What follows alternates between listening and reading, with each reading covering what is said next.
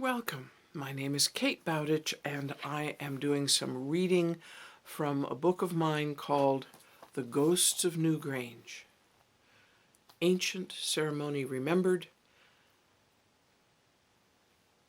and it is the verbatim translations and recordings of my then husband when he began a series of past life jumps, at first that were spontaneous, and then I wound up asking him questions about where he was and what he was experiencing.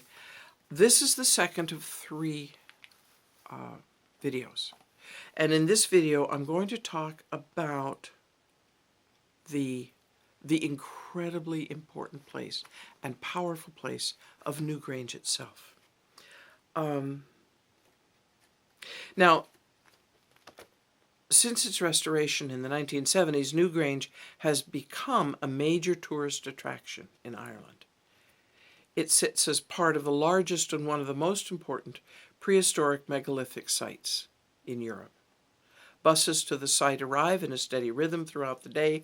Groups of visitors are led through its narrow entry, and lectures are given deep inside, noting the roof construction, the designs in the stones, and the burial chambers off to the sides of the central hall.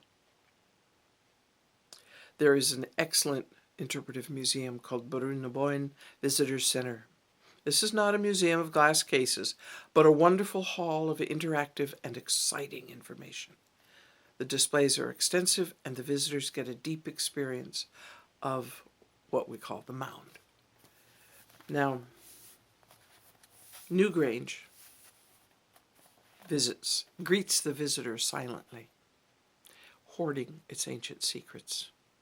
The brilliant white stone face shines back at the tentative dawn, beckoning the viewer to enter the blackness within.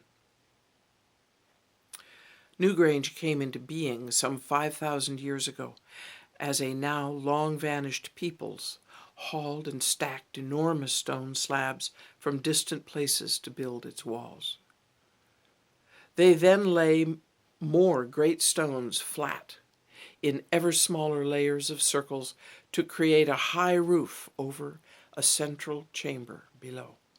The roof stones were so neatly and tightly placed that no rainfall has entered the chamber in some 5,000 years. The exception was a small trickle that was deliberately directed towards the large stone bowl in the right-hand alcove. This was possibly for star viewing or scrying, a form of fortune-telling using water. The trickle has stopped as the restoration itself included a top protection.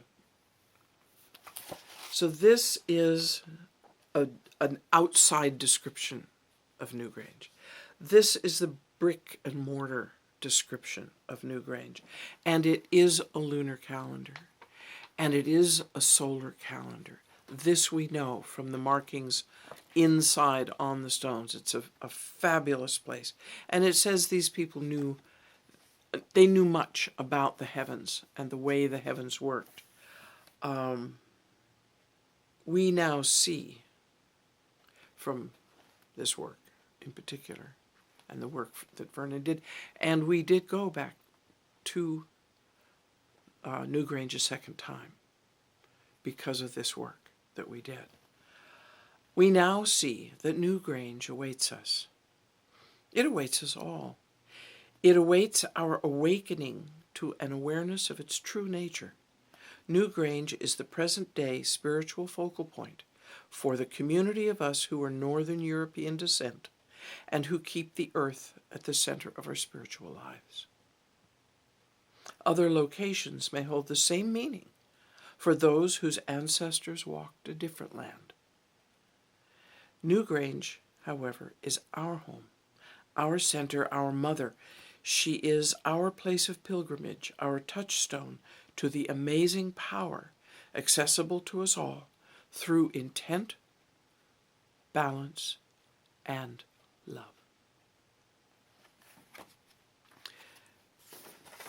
And I have a picture of Newgrange. There is Newgrange. Now, There's a picture of Vernon taking a picture of me taking a picture of Vernon, the face of Newgrange. In this picture, I've removed the standing stones that are in front of it because what is known is that the standing stones were put in about 1,000 years after Newgrange was built. So on that note, thank you, and be sure to visit the third of these, and be sure to visit the first. And if you just would love to have that book in your hand and see all of it, click on the site below and you'll go right straight to where you can order this book. Thank you very much.